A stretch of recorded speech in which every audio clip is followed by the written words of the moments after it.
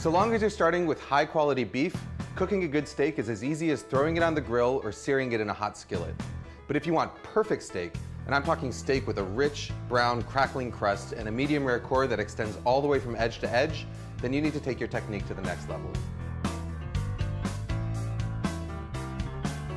Now, traditional methods like broiling, grilling, or searing in a skillet leave you with one problem. Your steak develops a temperature gradient inside it. So while the very center of the meat might be a perfect medium rare, as you move towards the outer layers, it becomes more and more cooked until you reach the edges, which have the dry, chewy texture of well-done meat. So the question is, how do you minimize this overcooking?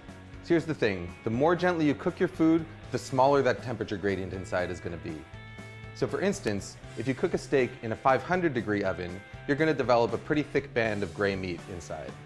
Cook that same steak in a 250-degree oven, and that gray band shrinks significantly.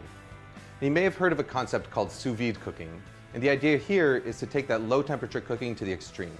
With sous vide cooking, you place your steak inside a sealed plastic bag and then put that plastic bag in a water bath held at the exact temperature that you want to serve your steak at, say 130 degrees for medium rare.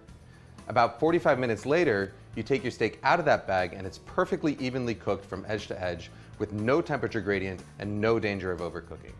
The problem is that sous vide equipment is really expensive, but there's an alternative, a regular old $30 beer cooler.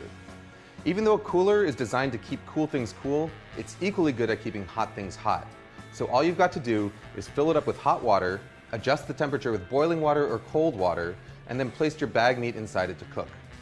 So long as you start a few degrees higher in order to compensate for the heat loss when you add your meat, it should be able to maintain its temperature for the 45 minutes required to cook most steaks, pork chops, lamb chops, chicken, or fish. You can cook your meat either in a cryovac style bag or in a regular heavy duty Zipperlock bag. In order to get the air out of a Zipperlock bag, put your meat inside it, zip it up most of the way, and then slowly lower it into the water, sealing it just as the air is forced out. You've probably noticed one glaring problem. Your steak develops no crust or color. You're going to have to add this after it comes out of the cooler. Now you can do this on a grill if you want to cook outside, but my personal favorite way is to finish it in a cast iron skillet. Just heat up some oil over the highest possible heat while you carefully dry the outside of the steak in order to help it brown faster.